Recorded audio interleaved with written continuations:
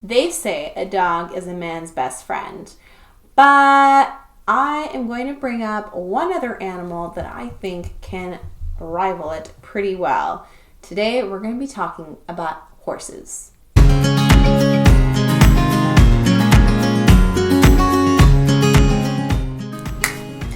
Hey there, it's Leah Lindman, author of the Canadian Reminiscence series. Welcome to my YouTube channel, Pen to Paper, where I talk on Wednesdays about writing tips and advice, and then on Fridays, BookTube World, everything that I'm reading and discovering about books and sharing my love of books with you.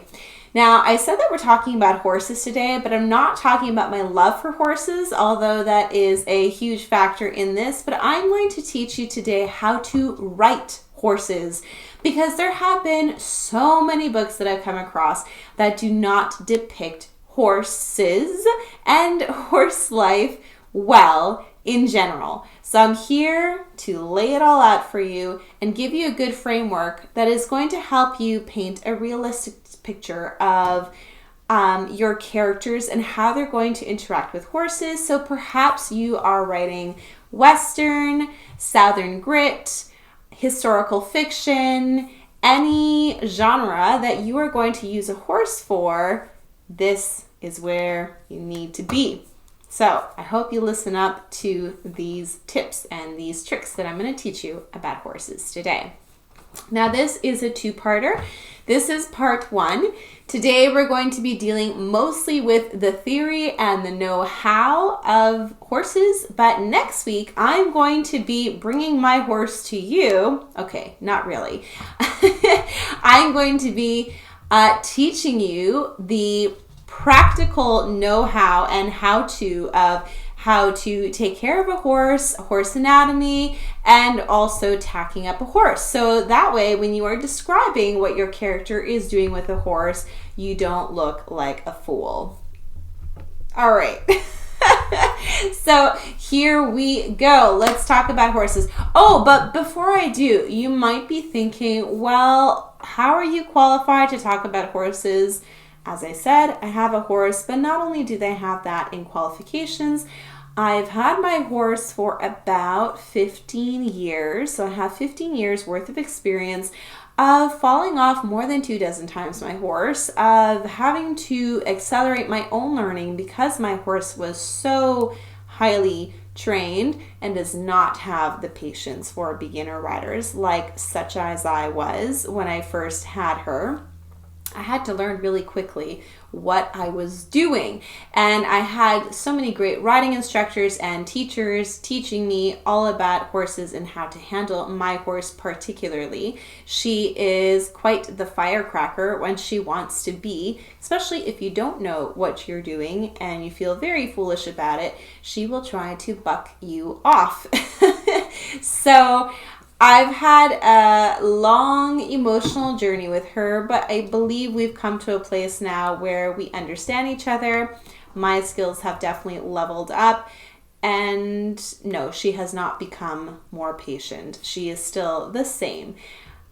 Unfortunately, although I do have her, she is not a huge part of my life as she once was, and that is something I really would like to change soon. But when you have 6 kids and I'm doing this for you guys and writing my books and so many other responsibilities, unfortunately she has been sidelined a little bit. But it doesn't mean that I can't share with you all the knowledge and wisdom that I've learned over the years of how to handle a horse and horses in general. So I hope that this is going to serve you well in whatever genre you write in which your character deals with a horse. Don't forget to like this video if this is something that is helpful to you. So let's start with number 1.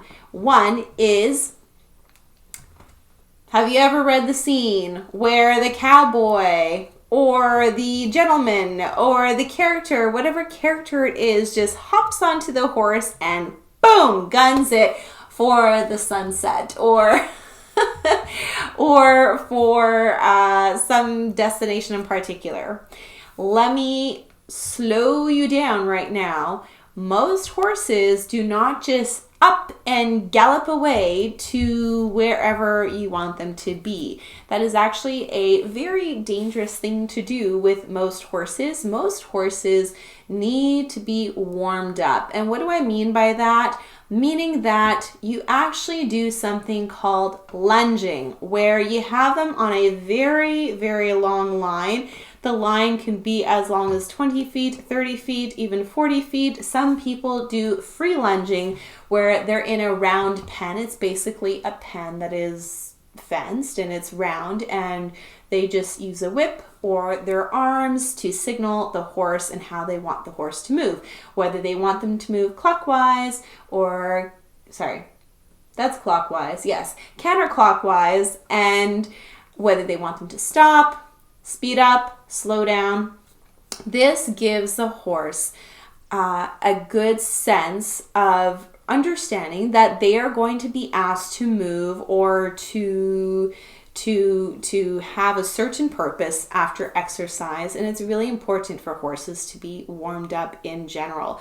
Very rarely will horses be trained to just jump on them and gallop off into the sunset. Now, weirdly enough, my horse was trained to do that because the owner who had her before me, he was a cowboy of sorts, and he would use her in cattle roundup, and that's how they train the horses. They jump on them and they just go right away to round up the cows.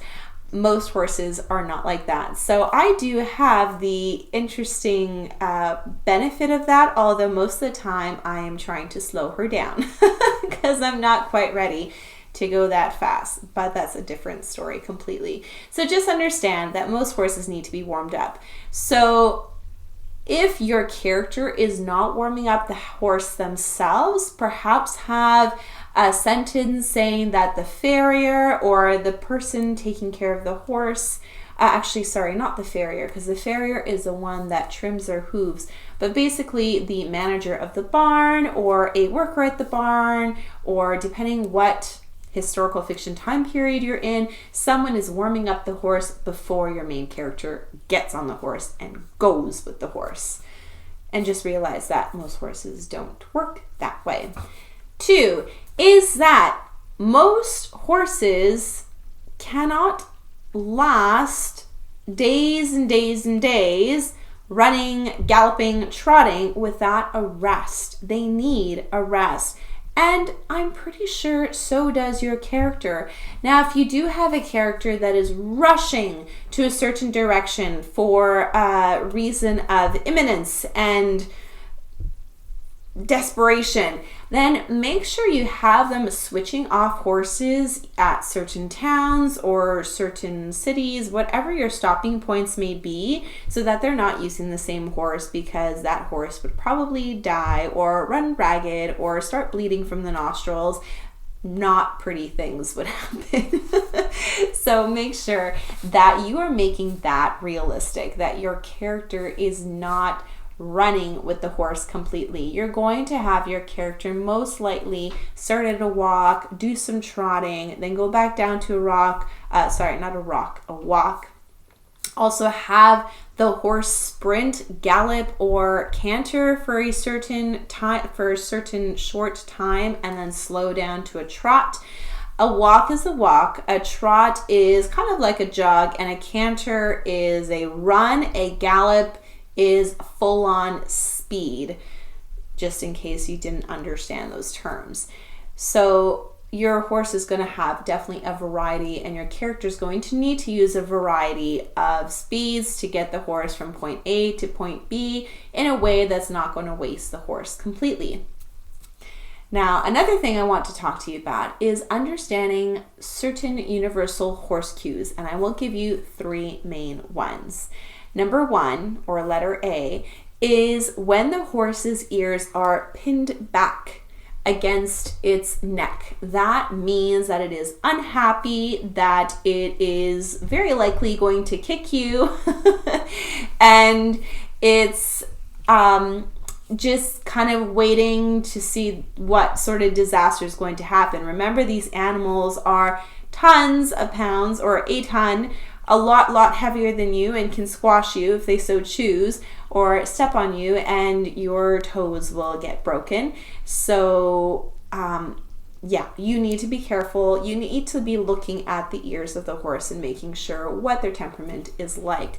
Going along with the ears of the horse, if your ears of the horse are attuned to your character, slightly, how shall we say, turned toward the character, and there's a nice bend in the neck, so the neck isn't straight up, but it's kind of rounded like this, and it's inclined its neck toward the rider and the rider's words and speech. That shows that your horse is listening to your rider. You want to show that the rider is engaging with the horse and the horse is listening to the rider. The third one that is absolutely adorable is yawning. When horses yawn, that is a universal sign that they are happy, that they are thinking strongly about perhaps something that they figured out, and they're showing you that they are content and happy. So those are certain cues that you can use in your writing that shows that your character is looking out for the cues of the horse and that they have good body language with the horse. I believe that was the third point I had. Point number 4 is that when you get on the horse, we all have this definitely not right idea that you squeeze the horse hard and it just goes perfectly. That's not what happens. When you get on a horse, most horses are trained to respond to very light, gentle touch. If you did that to my horse, she would be running for the hills. I don't have hills. Okay, running across the field, and you'd be hanging on for dear life. You don't want that to happen to your character. I've only ridden one horse in my life, and then my daughter at her riding lessons has ridden one horse. So I know of 2 horses that you really have to squeeze with your legs and they still are hardly moving. That is not normal. Most horses, you don't even squeeze so much as, well, you squeeze your thighs against the horse to make sure that you're holding on and you are ready to go with the horse. But you just give a very light, gentle touch with your leg against the horse's side stomach, and they start going. And same thing to move up to the trot, which is like a jog. That's right, a jog.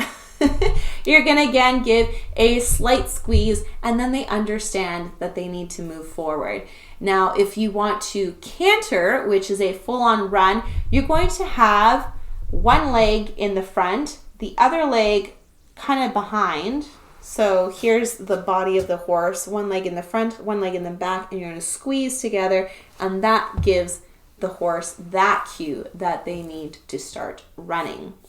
Now, another thing, your legs are doing gentle touch. The same is with your hands. Your hands are not going to be flailing up all over the place, because if you do that, you're going to be pulling on the bit that is in the horse's mouth, which helps the horse to understand where you want them to go. You're not going to yank the reins. Again, very gentle, light touch. So you get on, and your hands actually have to be very quiet, meaning they're not going to be moving around and trying to hold on to things.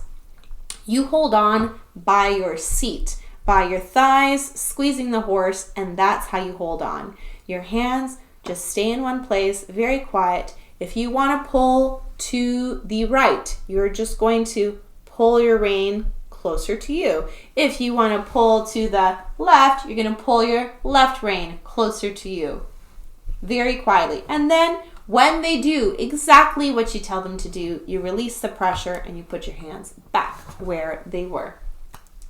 That is how you handle a horse properly. No kicking them, and no moving your hands all about and saying, yeah, yeah, horsey. It's not going to work out that way. Also, another thing, one last thing, I believe this is tip number 5 about horses, is that you let's see how I want to put this. And I've lost my train of thought. Tip number 5 is,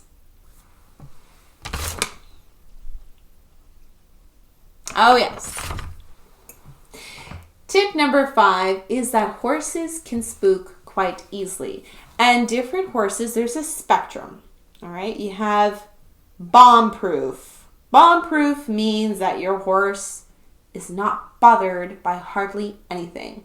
And then you have spooked out very easily, which a paper bag, a plastic bag freaks them out and they start running away. Horses can be all over that spectrum. Most horses are somewhere in the middle where they are steady for most everything. But then if there's a, actually here, I'll give you a quick story about this. I was on a riding trail with some friends and we were riding single file and they had gone on ahead of me. And I just passed, this was during the winter, I just passed a big branch full of ice and I passed under, and all of a sudden a bunch of ice hit the ground of the forest floor and my horse kind of gathered her hind legs and just started really running before bumping into the other horse. We didn't literally bump into them, but you know, we got really, really close.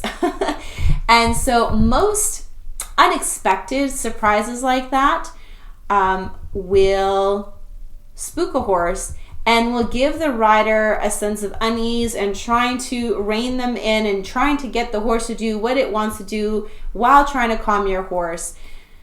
Unless you have horses that are specifically trained for battle or specifically trained to deal with a certain surprise attack or surprises that come along, horses basically are trained for certain things. And if the horse is not trained to be spooked by certain some things, then your horse needs to spook in your riding. That is going to make it realistic, is going to give you a sense, your character's sense of fear, and also another dilemma for your character to deal with right in that moment as they are trying to get their horse from point A to point B with this unexpected situation that pops up.